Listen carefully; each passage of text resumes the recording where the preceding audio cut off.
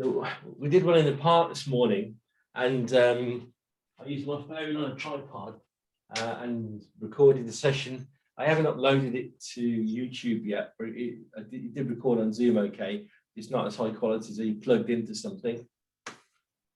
So what we're going to do today, last week we looked at the first three of Huang Shen's 5 loosening exercises. So we're just going to review those and add in a fourth one, and then continue working through the form. All right. Remember, at any point, any questions, just stop and ask. But first of all, the bouncing exercise, just to warm up. What we're doing is just bouncing up and down, as if you're suspended from a string, just bouncing, bouncing, releasing your knees. The aim here is to start to release your ankles, your knees and your hips. So you're nice and loose. But what I'm not doing is I'm not slouching. Body up, straight down. Body up, straight down. So I'm sitting in towards my ankles, nice and loose.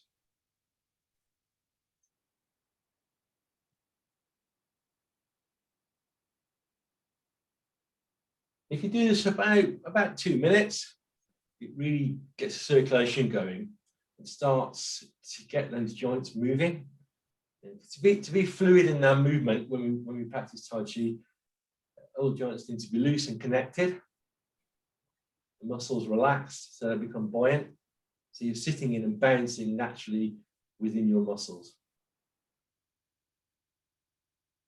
Okay. One leg forwards and backwards, again, nice and loose. Turn sideways so you can see. What I'm doing is changing weight.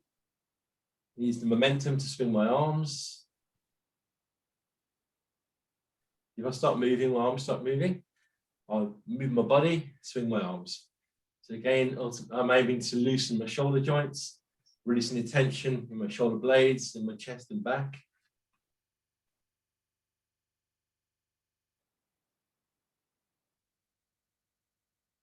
Change legs.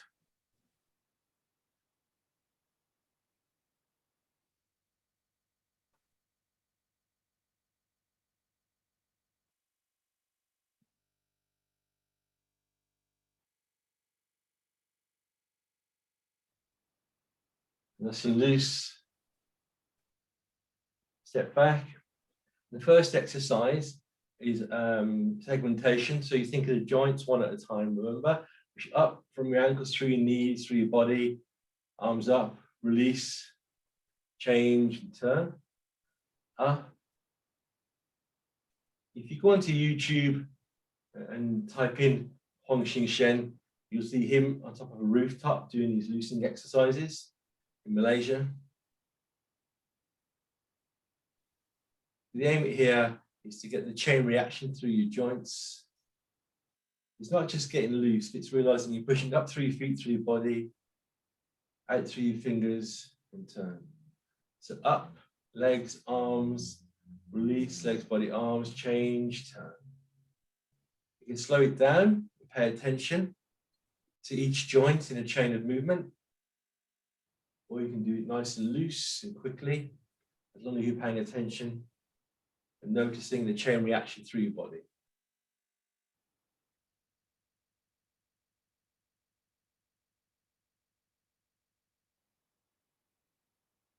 Master Huang developed these 5 loosening exercises from his background in White Crane, Fujin Yongchun, and training with Chen Ching. So he combined his experience in 2 internal arts and uses these exercises to develop the principles. They're not just loosening, to connect your body. So when you practice these movements, when you move through your form, get the same feeling. For example, if I'm doing this and turn nice and loose, change nice and loose, it's the same as if I'm doing a brush knee twist step, open, nice and loose and through. That opening and through, or a pulse monkey, open and through. Same movement.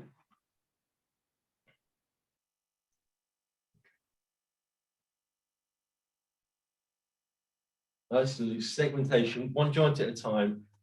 Ankles, knees, hips, shoulder, back, elbows, wrist, fingers, tips out, turn. And from here, number 2 is torque. You reach, turn your waist, turn. So I weight to my right leg, I turn to the right. Weight to my left leg, I turn to the left. I'm just going to put you all on so I can have a look how you're getting on.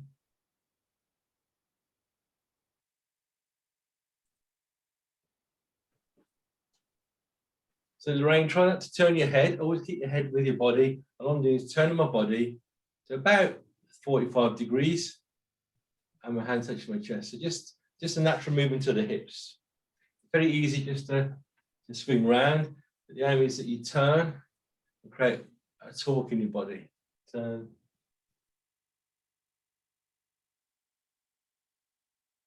Bought myself a new petrol lawnmower. It arrived today. So I put it together. And I use this movement to start the mower. Turn my body, pull. Turn, pull. And you'll see this movement in cloud hands. Yep.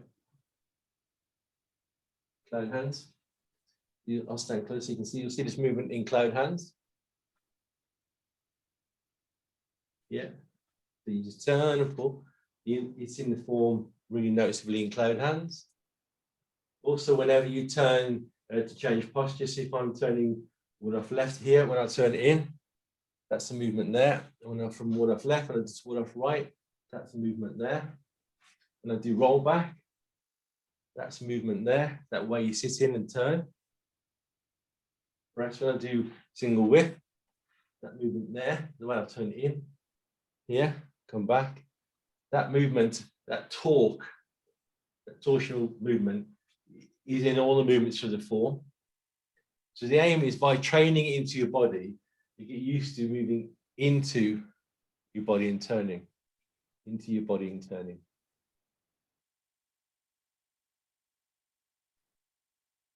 And again, you can do it nice and slow, paying attention to the torque from the hip. And as the hip turns, the elbow relaxes, shoulder comes back, hand connects to your center. You can do it nice and slow, paying attention to each joint as it winds up. Or you can do it nice and loose, just to get the feeling of fluid movement, nice and loose.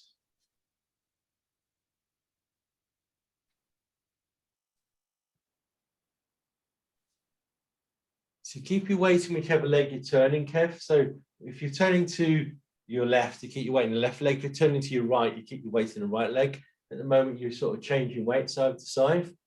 I get distracted by the ace background, I realise that, but you're turning side to side. So if you want to turn to your left, put your weight definitely in your left leg, then turn to your left. And when you finish turning, then you come back to the centre, arm goes out. Then you turn to the right with your right in your right leg until you finish. Then you come back to the centre, hand comes up, turn to the left, come to the centre, turn to the right. So stay in whichever leg you're in, to stay in that leg. So if I'm on this side, I'm on my right side, I turn to the right. If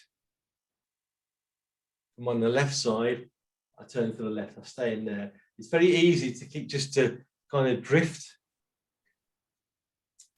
Keep your weight in whichever leg you're in and turn in that direction. You're pulling into your body. So you're almost leaning into your arm.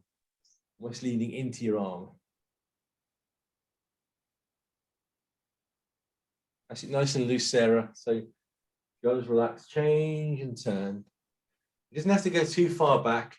What you want to do is, if I stand sideways, when I turn, you see my hand doesn't really go past my solar plexus. I don't keep pulling it back and taking my shoulder open.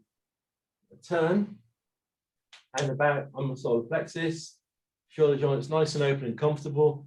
We're not overextending it. And nice and open and comfortable, and it just drops down. So here,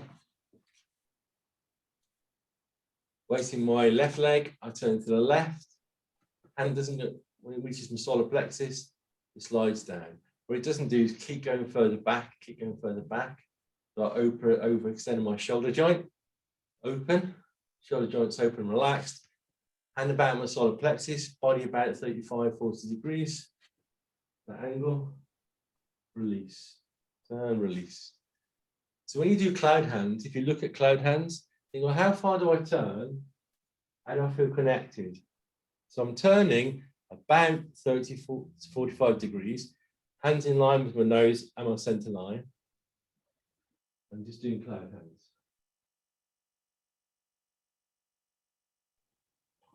It's Sue here. Can I ask a question? Yeah. It looked like you were saying that when you come back to the middle before your arm comes, the other arm comes up. Yes. But there's sort of a natural swing. So as you finish the last one and you start to come to the middle, that the arm has a sort of natural swing up. But should one wait? So you got it spot on there. So it comes, as this starts to turn, that's starting to move forwards. Yeah. And then as I move back to the center, it continues up naturally. And then hit the center. And for me, what I do is I turn and it starts to come up, and then I hit the center, and then I hit the center, and then that almost hits a stop, and then I can turn the other way, and then I turn and that one starts to swing. Okay, thanks very much. Yeah. So I turn, that starts to swing up, and I move towards it, up, and move towards it. So if I just put that one in my pocket, I suppose that kind of swing starts. And up and turn, and then that swing starts up to the center and turn. What I tend to imagine to help me do it is I imagine that I'm reaching out to shake your hand, and then I'll follow you in. And reaching out and following you in, reaching out and following in, reaching out and following in. So in things like Aikido, it would be lead and follow. So you reach out and let the person make contact, and then follow that pressure in. And we do that with Tai Chi. We always outreach, make connection, and follow that in. So I'm doing martially. Someone's going to punch. I'll reach out to their punch and follow that punch in and lead it where I want it to go. So I don't want to hit me here. I want it to go over here. But I'll reach out to it and follow it in, and move in, hit him with his hand.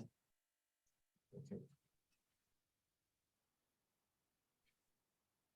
So if you're ever stuck at how far you're moving, look at movements like cloud hands. When you turn, what the hands are doing, how they're moving.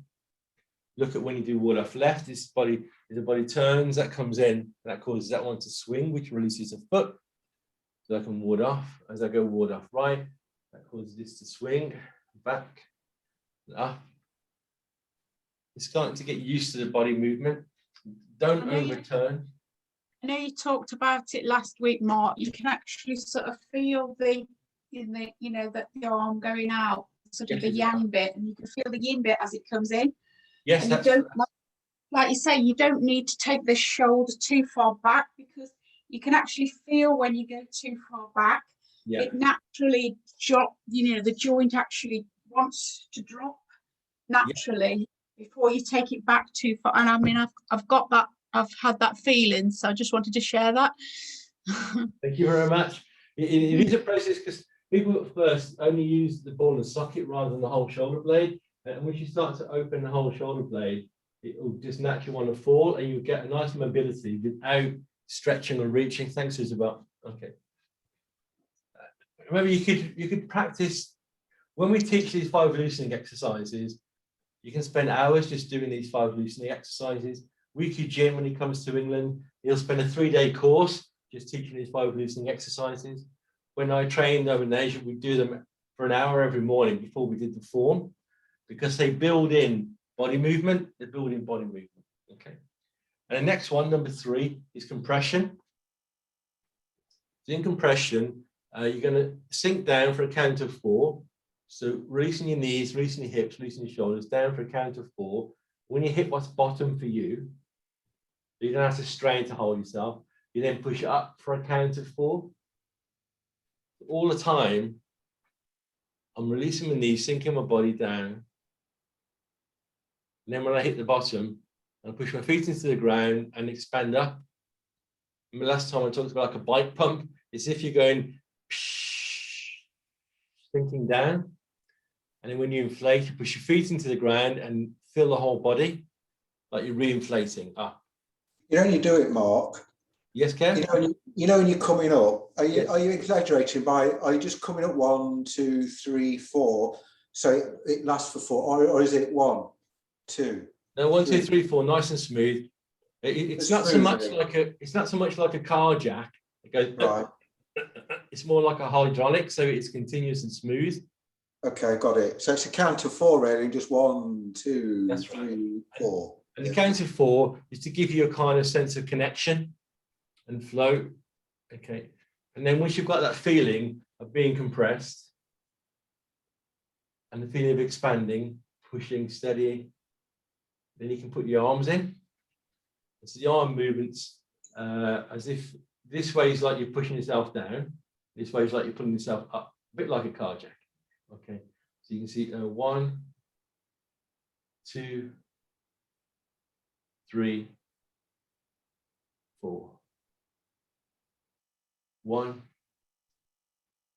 2, 3, 4. 1, 2. If you think it's like cross hands, 3, cross hands, 4. 1, 2, 3, 4. So when you do your form in cross hands, when you come underneath and you expand through your legs and out through your arms to generate pung in your arms, but relaxed. That's what's happening here. 1, 2, 3, 4. 1, 2, 3, 4. And I gave the example last week about picking a glass up. If I want to pick this glass up, I'm going to walk fast.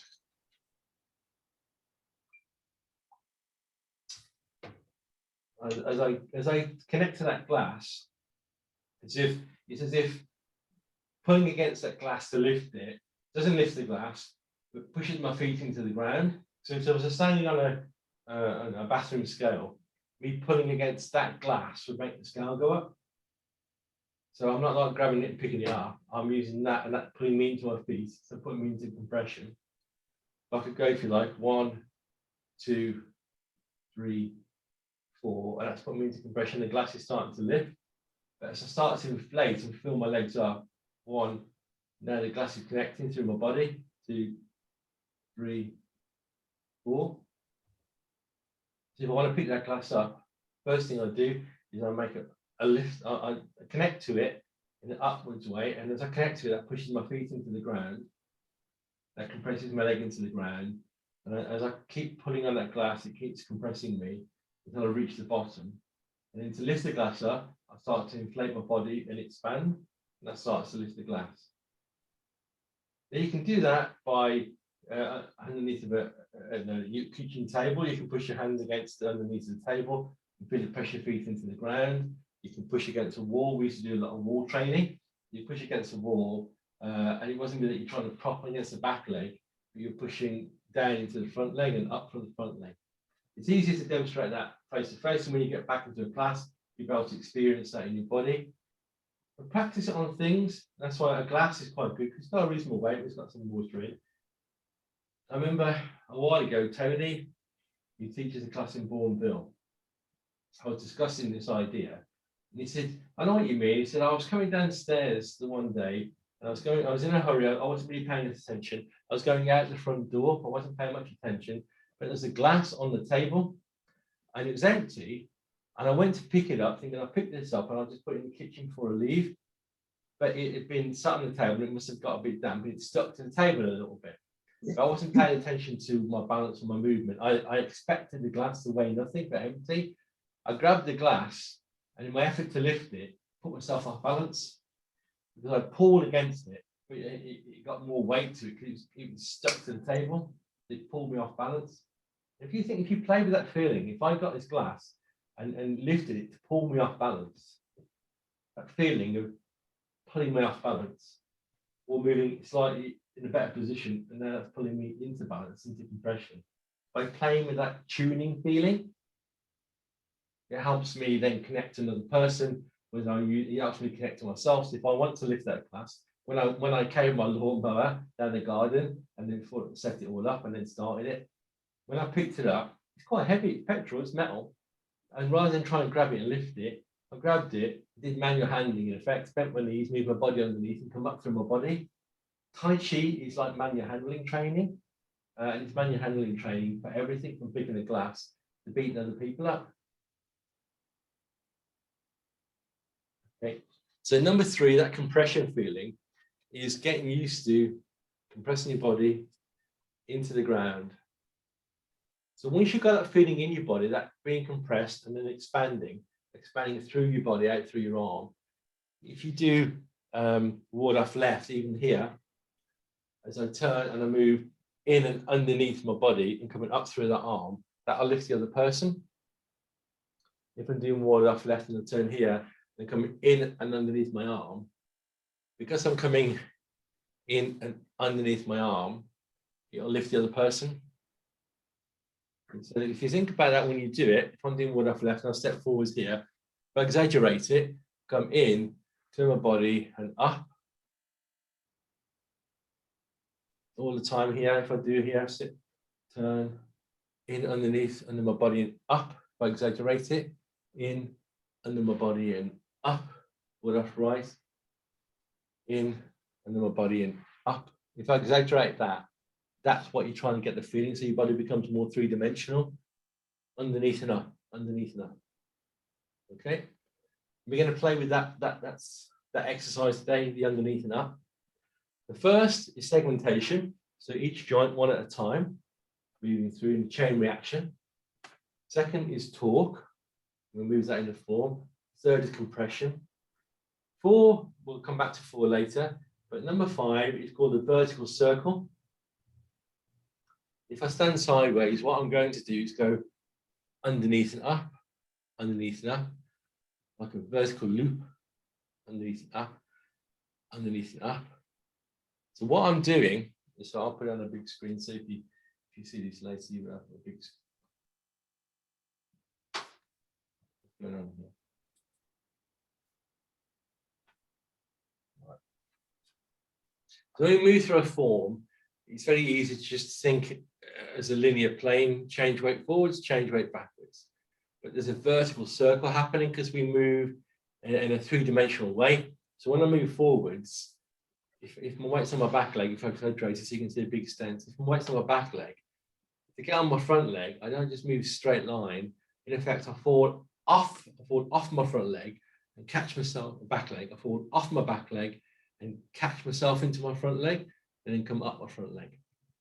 When I move into the back leg, I fall off my front leg, down the middle, fall off, catch myself in the back leg, then push up the back leg.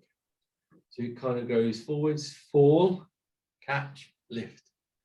Backwards, fall, catch, lift. Forwards, fall, catch, lift. You get this vertical circle movement. It would be the same as it. Can I ask a question, please? Absolutely. I noticed that when you did that, your front foot was facing forwards and your back foot was at, it looked like it was at 45 degrees. Yeah, about that. Yeah. So which way are your hips pointing? Are they pointing towards the front or towards the 45 degrees? They're square to the front leg. They're square to the front. Okay, thank you. Okay, so Thanks. this movement is square to the front leg. Great, thank you.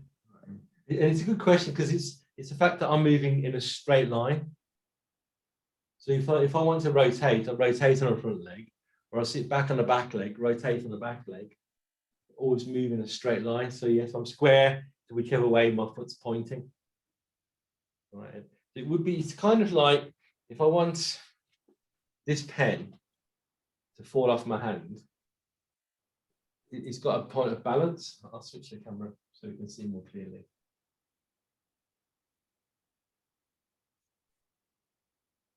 Okay, so if I want this pen to fall off my hand,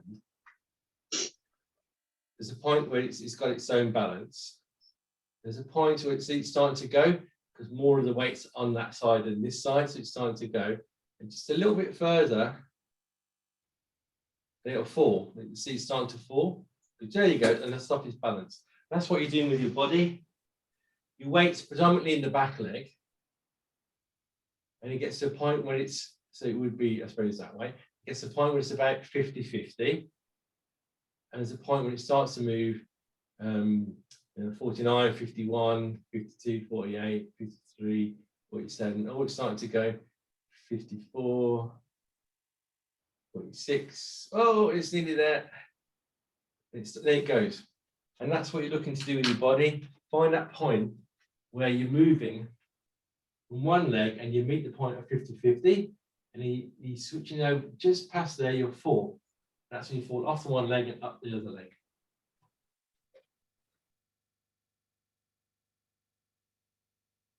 Oops.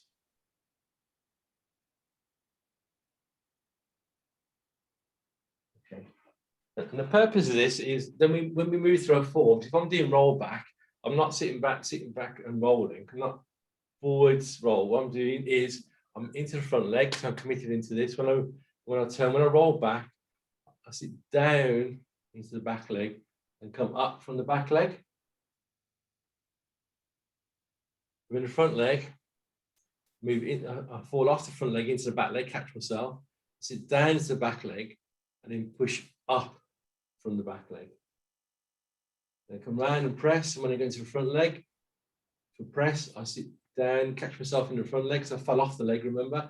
Catch myself, leg goes to decompression, and then into expansion. So I sit back, as soon as I fall, oh, catch myself in the back leg in compression, push, and then as I move, that becomes into expansion. Release, front leg in compression, into expansion. And if you exaggerate it, you get this kind of under up, which becomes like a vertical circle. It means if someone's pushing me and they want to push me back and up and away, when they push me, I fall down the middle and then come up, which means then I'm pushing them back again. They're pushing me to make me go backwards. When they start to push me, I fall down in the middle, catch myself into the back leg, which changes the direction of the press, of the push. And then when I come up, it returns that push towards them. That's why it always feels like when you're pushing someone, it pushes you. If you're doing any partner work in Tai Chi, you think you're pushing them, it just pushes you. So maybe you've done this yourself in London, Kathy, if you're doing Chen Manching style, something, when they get you to push them, and it just pushes you off. And it doesn't feel like there's any effort to you. You're the one doing the pushing, but you're the one flying off. Because it's a weird sensation. And the best way to replicate it is if you get a fit ball, an exercise ball, or Pilates ball, and you get it and you push it against the wall, that ball will push you off the wall. And that feeling of pushing that ball against the wall, it pushing you off, is what happens when you use this vertical circle, because it creates compression. If I'm doing press, move my body down, it comes underneath that person. When I expand, it's as if they're pushing against the bouncy ball, it fires them off. And even if I go backwards, when they think they're going to push me backwards, because in effect they're compressing me into that back leg, and then the angle of the force changes, it will fire the force back at them. Okay, so that's how you use it in martially. That's how I use it to lift up the lawnmower. It's called manual handling. I move my body weight under it into compression and expand through the leg to lift the lawnmower up. And we do this in everyday life. We stand out of a chair. If you do sit to stand, to do it, you engage the muscles and expand up through the legs. You don't try and jump out. So the more you play with the feeling in other contexts, the more it makes sense to your form. So number 5 exercise has got vertical circle, under up, under up, under up, under up. And you do that for about 6, and then do heel toe, heel toe. What you do is you're just going to imagine like you're pulling. If I pull my trouser leg, I'm going to pull my toe back to where my heel was and then release. Pull my toe back to where my heel was and release. As if I'm pulling my trousers back, release. In, out, in, out. So that for 6, then turn. Same. Under up, under up, under up. Oh, now. Okay, and then to move your foot back, it's as if it's like is it called a Roman blind? You know, when you've got like a concertina blind with a piece of string through it, and you pull it and it makes it concertina. So what you do is you Pull, and it pulls the toe back, and then you release your foot. Pull, and it pulls the toe back, and you release your foot. Pull. And that feeling is what happens in the form. So if I go to my form, I turn here, and when I want to step, I release, and it flicks the foot out. And I turn, and that pulls the heel in, release the foot out.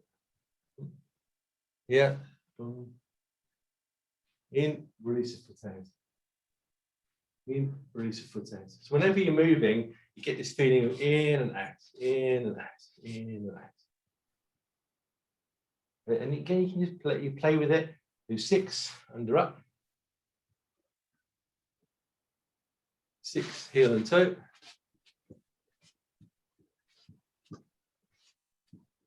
Turn. 6, under up.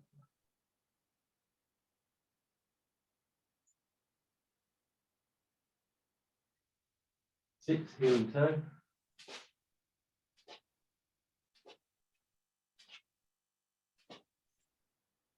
And the way it's trying to replicate a feeling in your body. And so the way I do that is I imagine like I'm pulling my sock on. Imagine I've got my sock and I'm pulling my sock on. Pulling my sock on. So the joint will fold quite easily here. The joint and the ankle hip will fold and just pull my sock on. Pull my sock on. Pull my sock on. Pull my sock on. If I want to step, I'm going from single whip to lift hands, single whip, pull my sock on, lift my foot. So single whip to lift hands, that movement, turn and lift. In effect, what I'm doing is pulling my sock on, release my foot. I'm stand this way, so I'm going to turn and step forwards, turn, step forwards. If I imagine pulling my sock on, release my foot. Same as if I want to go, if I'm going here, what I've left, I want to step forwards, pull my sock on, release my foot. Okay. I should get a TheraBand that it covered so I can demonstrate it easier. But if I'm going here, what I've left, turn in, pull the sock, pull the sock, pull the sock, release the foot.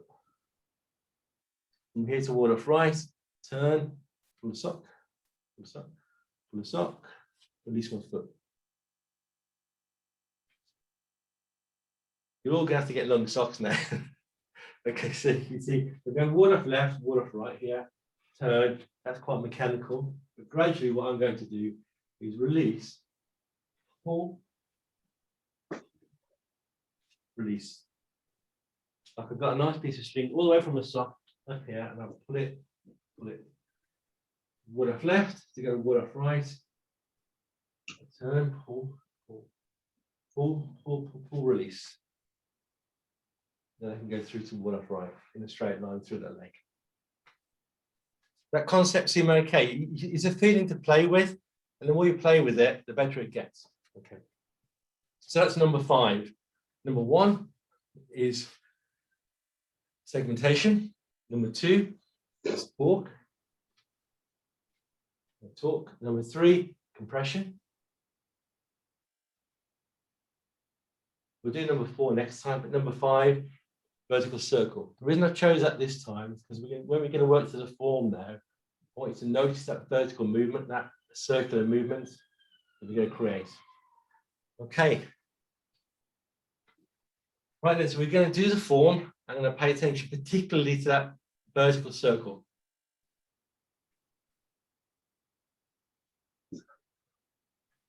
Right. So preparation. Sink your weight into your right foot and turn and back. Pull your sock, release your foot. Turn. Change weight, release your foot. Push up, catching into your feet like a big circle, pushing out from your feet. Up and over.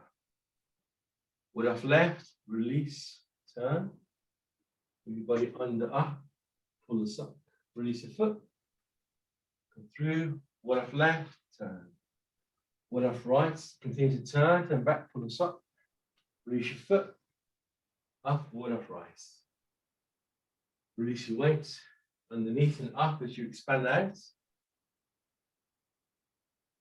Square, underneath and up. As you press, separate, underneath and up. Push, underneath and up. Single whip, underneath and up as you turn. Release. Into your right leg and open. Single whip, step through. Underneath and up. And turn. Lift hands. As you sink your body, pull that sock, turn, release your foot, lift hands. Go back, shoulder, underneath and up. Right crown spreads wings.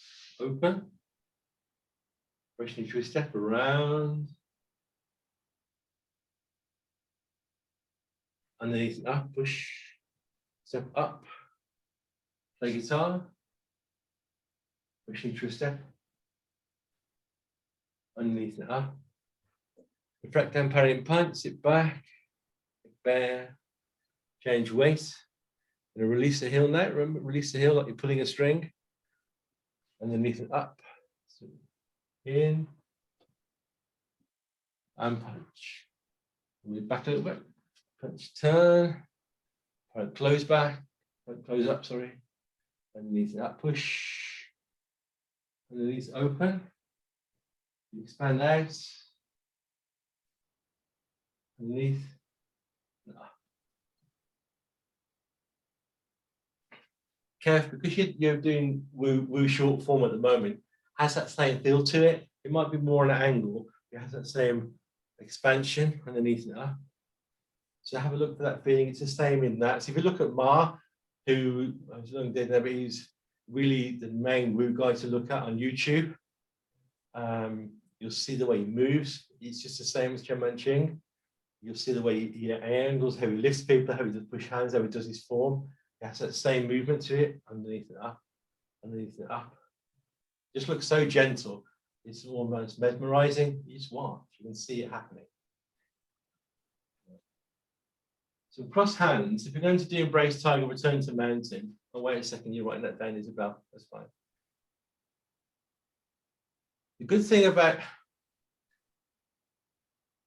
what's really key to learning Tai Chi is not how many movements you know, it's how much you can notice the small elements in every movement that you know. It doesn't matter whether it's 5, 10, 15, 20, Chen Manching 37, it doesn't matter. If you can harness those movements, those connections to whatever movements you do, and everything else you do to it becomes Tai Chi. If you get it the first 4, then you start practicing different angles, getting the same feeling, the same process. Then the rest of the form challenges how you can get those connections, those feelings with different shapes and different angles. Okay. So from here, embrace tiger, return to mountain. I'm going to sink my weight into my left leg and release. You can see here the heel's free, and it's as if I'm going forward this piece of string on my sock. So release my weight into my left leg, release my right heel, making a bear shape here in front. And pull as I turn, it starts to pull my heel in as I turn. That will release my foot out in a straight line. Now, you know, about 30 degrees, whatever comfortable for you. And I'm going to move underneath and up that leg. Underneath and up, and rotate and lift. So when I embrace tiger, when I return to mountain, that's kind of underneath and lift movement to it. And from there, roll back, underneath, up, press, underneath and up, push, underneath and up, diagonal single whip, around, in, open, it's my heel, underneath and up.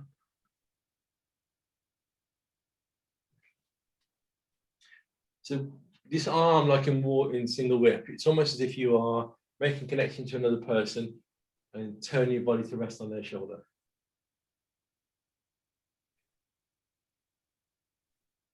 diagonal single whip. Let's do that again. Let's do cross hands, embrace tiger, return to mountain. Releasing your weight into your left leg. Turn, so that releases your right heel, like you've got this piece of string attached to it again. Turn, pull your heel in. You're going to step. You can see where you're going because your hips are nice and open. You can see where you're going. Step through, and you're going to move through in a straight line, through in a straight line. And then when you hit that stop, rotate, bring your hips through and up. Roll back, sit back, underneath and up. You roll back, around, and press, underneath and up, separate, push, underneath and up, single whip, all the way around, release, corner, underneath and up. Once you play with this in a few moves, you'll start to get the three-dimensional feeling to it. First, you get the nice straight lines and then the rotation. And so I'll rotate on the hip, move in a straight line, rotate on the hip, move in a straight line, move in a straight line, rotate at the hip, rotate at the hip, move in a straight line. So you get rotation and straight lines all the way through the form. Then you start to add in a vertical circle. So if I'm going to do ward off left, straight line and a rotate on that hip joint. And a straight line and a rotate on that joint and a rotate back.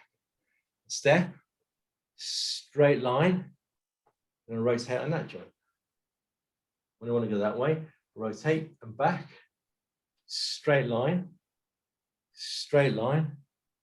rotate. Okay, roll back, rotate, straight line back, rotate, straight line square, press.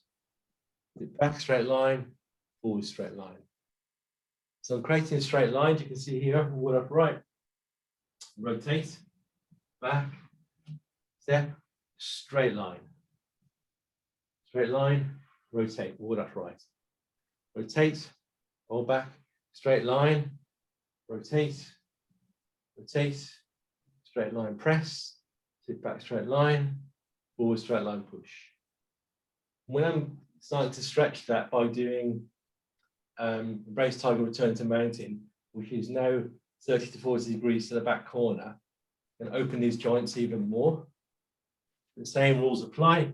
If I do it facing this way first, you can see, okay, weight in this leg, I rotate onto the left foot, I rotate back to where I'm going. I step in a straight line. Yeah, it is to the corner, but it's still a straight line. I move in a straight line. And when I'm in that leg, I rotate on this joint. You can see here, cross hands, weight in the left leg. Then that's my axis. Rotate, releasing the foot. Rotate back, step in a straight line.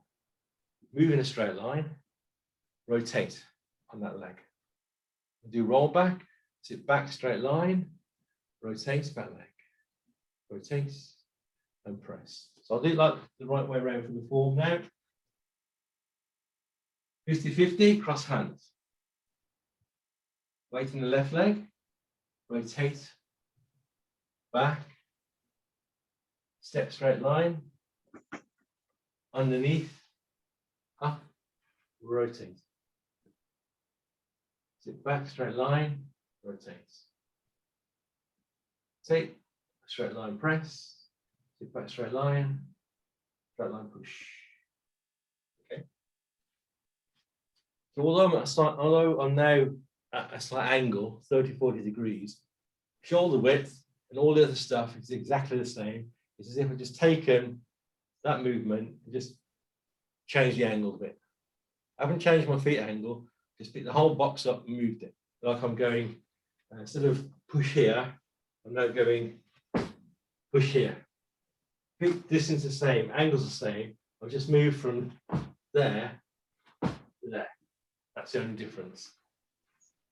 Okay, Can I ask a question, Mark, please? Absolutely. Let me just put this on big screen so I can see everybody again. Yep. Okay, fire away.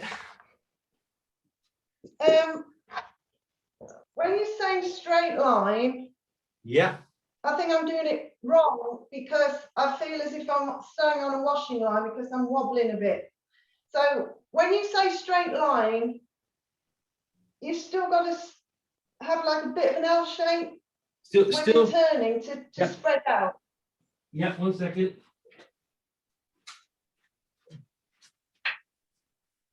I'm going to get 2 bits of okay. What sometimes people do is that when they change an angle, instead of basically taking that shoulder width and just doing the shoulder width at an angle, they'll do that, which gets narrow, like a tightrope. So if I put my feet here and they're on shoulder width, instead of keeping that same shoulder width and then going to an angle, so it's still the same distance, they'll twist the feet. Yeah. If you twist your feet, you get on a tightrope, you get narrow. Yeah. So yeah, that's good, Caroline. You just basically take the same thing, but it's a straight line, but it's a set of tram lines. Maybe that's a better way of thinking it. It's a set of tram lines. So I'm doing ward off left, ward off right, set of tram lines, ward off left. It's a set of tram lines, ward off right, set of tram lines, everything else. It gets across hands, Yeah. on the width. And then when I turn, so I'm keeping these tram lines and turn back and step and change, still the same set of tram lines. And still, all I've done is if I face towards the camera and get the right angle, yeah. So if I stand at the slight angle, that'll make sense. When I turn and back and step back through and turn, still shoulder width. Yeah. Yeah. Okay. And it is the most common thing, and that's why the angles are in the form to challenge your spatial awareness. Because if I use these 2 sticks to show like tram lines, as soon as people turn to an angle, say 45 degrees, they just do that, which then means you get narrow, rather than turning the whole thing. You should go over here. So if you think that your feet are always on tram lines, if they get narrow, that means you just rotated your feet. If I'm in single whip here, shoulder width, single whip here, shoulder width. If I just rotate my feet, I just got on a tram line, like a tightrope. Just got on a tightrope. All I did was rotate my feet. Your feet turn out like dancing. Yeah, so that's straight. I think I was just misinterpreting when you said straight line. I was misinterpreting what you were saying. Well, thank you for that, Carol, because remember, words are wonderful things and they mean so many to different people. So it's important that I get it correct. So how about rather than straight line? I've got it. Tram lines is a better definition. Okay. All right. Thank you. Is that okay for everybody else? Does that make sense? Yeah. Okay. If you think about it, that angle in the form is intended to challenge you. Same as when we get further through the form and do 4 corners, that really challenges the angle and direction you're moving, because you're going to move through 3/4, whatever that is, 270 degrees. You're going to move through 270 degrees to get all the way around, and then a 90 and another 270 to get used to positional awareness. Everything in Tai Chi is musculoskeletal rehabilitation. Everything that we do in the form is to train positional awareness, connection to the ground, so proprioception and positional awareness, kinesthetic awareness. Everything we do in our form and all of Tai Chi, whether it be sword work or partner work, everything is to train body connection and positional awareness so that we don't grab a glass off a table, put ourselves off balance. So if somebody pushes you, you don't stiffen up and fall over. If somebody pushes you, your body drops into a position that will uproot them. And so everything that we do, doesn't matter whether we're using it as a martial art for self-defense or a martial arts, and that beat ourselves up with bad body habits. Our kitchen is a galley kitchen, so that means the cooker's there and the sink is there. It's very easy to twist and move and twist and move and twist to reach for cupboards, and not realizing that if I don't do say the footwork of 4 corners, when I turn my foot first, move my body, turn my foot and move. If I don't make that a body habit, I'm putting torque into my knee joints and my hip joints. So Tai Chi is training you. If I want to go over there, I open my hips, move my foot to the direction I want to go, then move in the direction I want to go. I don't move my head first and try and catch up with my foot. The aim is to retrain effective and efficient body habit, body movement, and muscle tone, and ligaments, and so on. And by doing that, it works effectively as a martial art. By doing that, it works effectively as a health art. By not doing it, it wrecks them both. In fact, if I was doing it as a martial art on you and I wanted to beat you up, I would just do that. I'll put you slightly out of alignment, so everything twists like and you get an awkward angle, like and then compress you like an old can. Because I've misaligned you. That would be the point of it. But when we're doing it to fix, it's to break those habits. So thank you for that, Carol. All right then. Brace sideways into main. You're comfortable with the idea, the way this movement? I'm going to switch back to the other camera because I'm talking and looking at another angle.